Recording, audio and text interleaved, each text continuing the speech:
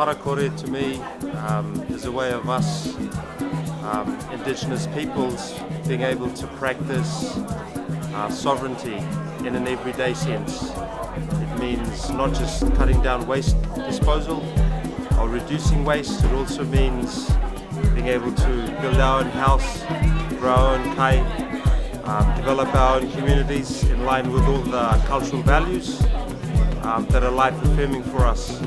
Parakore shows us how to do it, to take those first steps.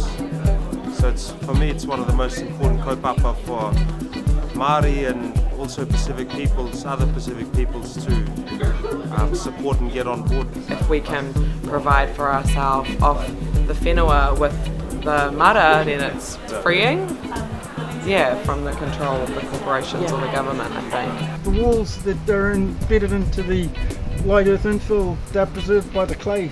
You know, as long as everything stays bone dry, that's the most important principle.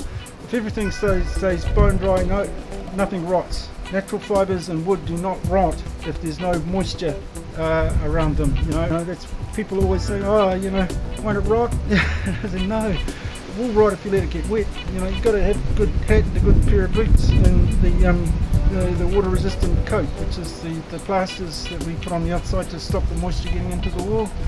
So Parakore is a resistance movement.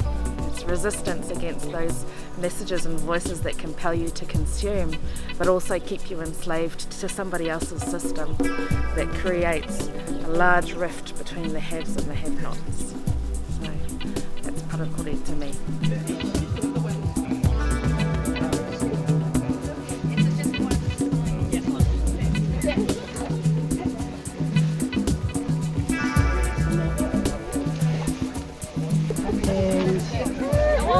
You find, like today's example, look, we've actually got hardly anything that will go to landfill. That rubbish bag that you held, you can see that a lot of it is compostable, a lot of it is recyclable.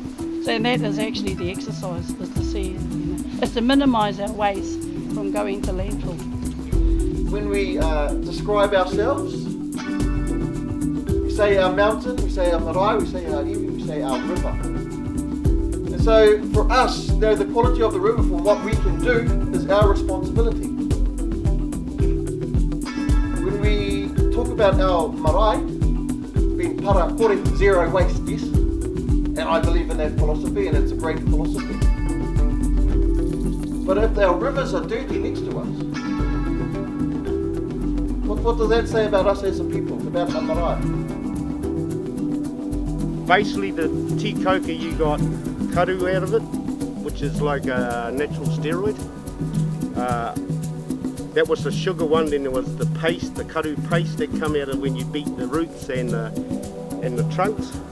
There was a paste that come out of it. There was a glue substance that come out of it, and there was also a chewing gum substance that come out of it. So you had 4 or 5 different kais from that. And of course the young 5-year-olds do not become fibrous till they're about 6 years old. So you were able to eat the pito like a vegetable. That was your kai side of it. The adult trees were used for corner posts in the underground footage. So they were used because they didn't burst into flames, they would only smoulder if there was fire. And they were also used as a smouldering piece when they were travelling. They'd carry that around so they didn't have to light their fires again with sticks. They were used as market trails in the Ngahere, because down home you don't see a lot of tea coca in the Ngahere. So they were put on strategic points as marker posts, so when you're walking through the Ngahere, you're not sure where you are, you'd look up, spot a tea coca, and you knew you were going in the general direction. So the whole program about Parakore for me is, generally recycling family attitude, a whakapapa family attitude, and the culture beliefs and our traditions as Māoris. Our organisation has started and evolved to help out marae, to teach the program through the hapu. So the concept of what Parakore had to show me and offer to me was to kai takitana, back to my roots, whakapapa, everything.